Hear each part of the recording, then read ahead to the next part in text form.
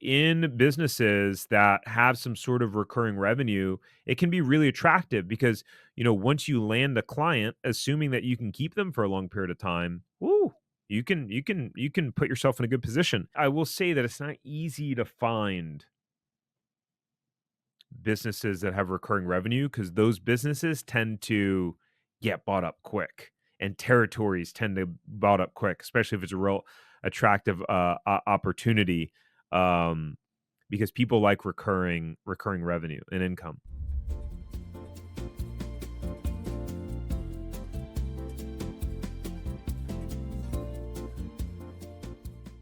Number 3 out of 4 in terms of the best kind of franchises to buy, recurring revenue.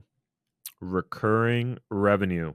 I'll tell you what, and there are a lot of franchises that don't have recurring revenue, and you don't need it to succeed. My buddy's fire and water restoration business that he started, they didn't have any recurring revenue. They hit $12 million a year in sales and wind up selling to a private equity company for a pretty significant amount of money. Um, but recurring revenue is a beautiful thing in a business. Like imagine if I said, okay, here are two businesses that you could buy right now. They both do $1 million a year in sales.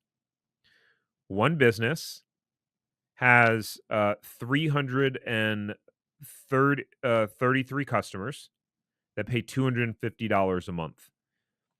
333 times 250 is about $83,333 a month. Multiply that by 12, you got $1 million business. It's recurring. They're continuing to pay you. Yeah, you got some churn. You got a certain percentage of those, 5 or 10% of them are canceling every month.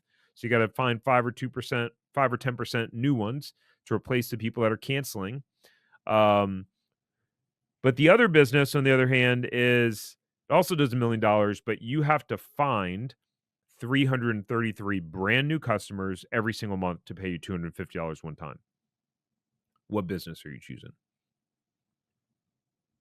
Obvious, right? You're choosing the one with recurring revenue. So, in businesses that have some sort of recurring revenue, it can be really attractive because, once you land a client, assuming that you can keep them for a long period of time, woo, you can put yourself in a good position. Cleaning businesses are a good example of that. So generally, when someone hires a cleaner in a cleaning company, unless something happens with that cleaning company, you're going to keep paying them month over month over month. Childcare is another one. I mean, you pay for daycare for your kids or preschool. That's recurring, right? You're talking about now you're combining recurring revenue with a strong pain point with a growing industry, right? So recurring revenue is huge. Now, it's not. I will say that it's not easy to find businesses that have recurring revenue because those businesses tend to get bought up quick and territories tend to bought up quick, especially if it's a real attractive opportunity. Um, because people like recurring revenue and income. And just because it has recurring revenue doesn't mean it's good, to be fair.